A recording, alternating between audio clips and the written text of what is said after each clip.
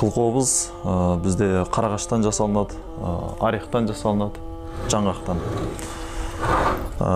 Бірінші қобызды бастар алдында мынандай ағашты аламыз да, бетіне қобыздың суретін сызып, сол арқылы қобызды шауып аламыз. Қобызға терек, жұмсақ ағаштар жарамайды. Тек қана осы қатты ағаштардан жасалу керек. Біз бұл жерде қобыздың ішін жұқартамыз. Жаңағыдай керекті жерлерін аламыз, қалың жерлерін жұқартамыз.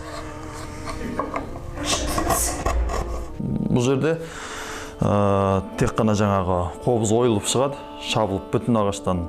Ал енді жаңағы прима қобыз, оларда енді құралады. Жаңағы ағашты иіп, майыстырып келтіреміз. Ал бұл қылқобызда құрауға болмайды, бұл өйткені жаңағыдай қоңыр үн беру керек. Сол себепті бүтін ағаштан шабылады.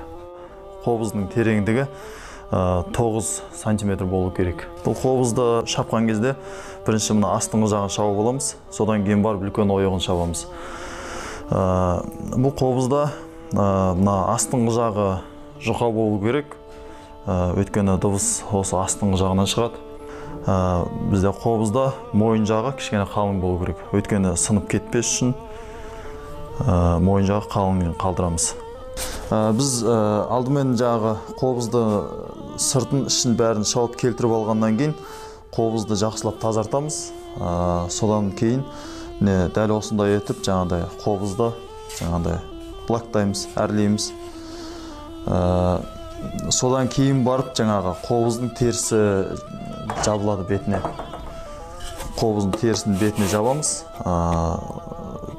Бұл түйенің терісіне жабылады.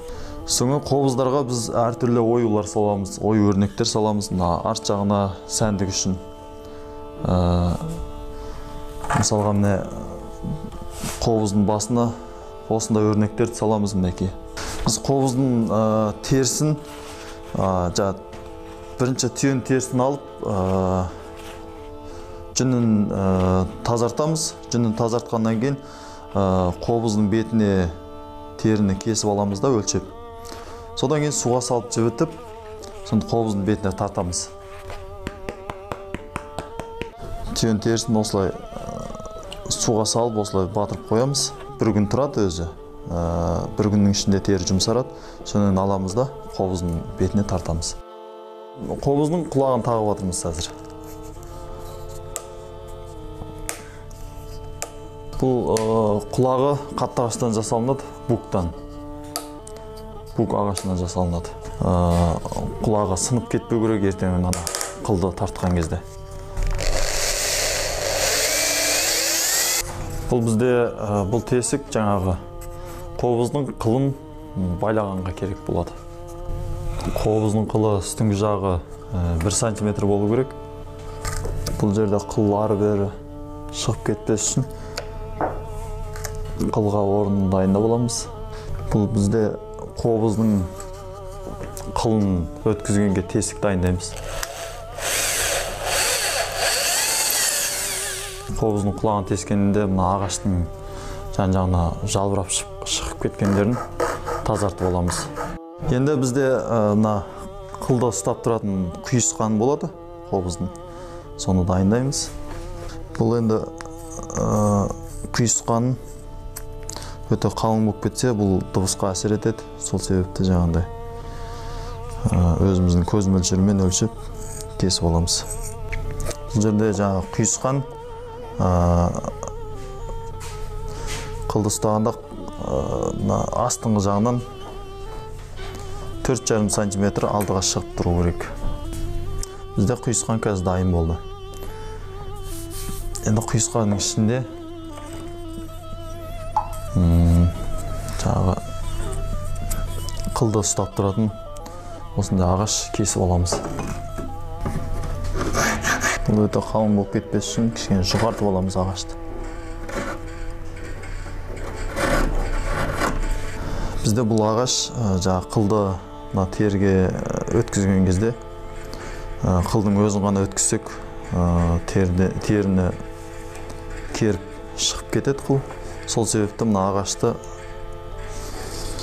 қыл керіп шығып кетпес үшін ағашты саламыз ішіне. Бізде қобыздың қылы енді бұрын ата бабамыз осы аттың қылынан таққан, аттың қылынан үн шығарған. Соны сол дәстүрді біз ары қарай жалғастырып, осы аттың қылынан тағамыз қобыздың қылын. Аттың құйрығынан кесіп алып, бұны жуамыз жақсылап, тазалап. Одан жаңағыдай осылай етіп өріп, қобызға дайындап қоямыз. Қобыздың құйысқанын дайындап алдық, енді біз қобыздың қылын тағуға кірісеміз.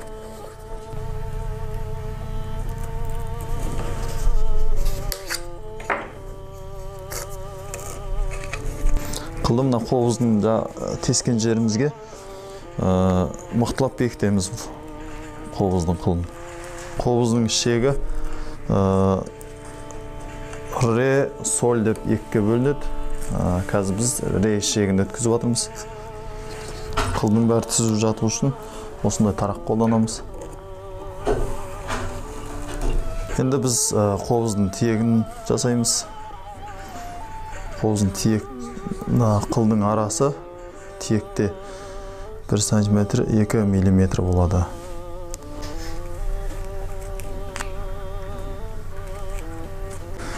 Енді біз қобыздың дыбысын шығарсақ болады.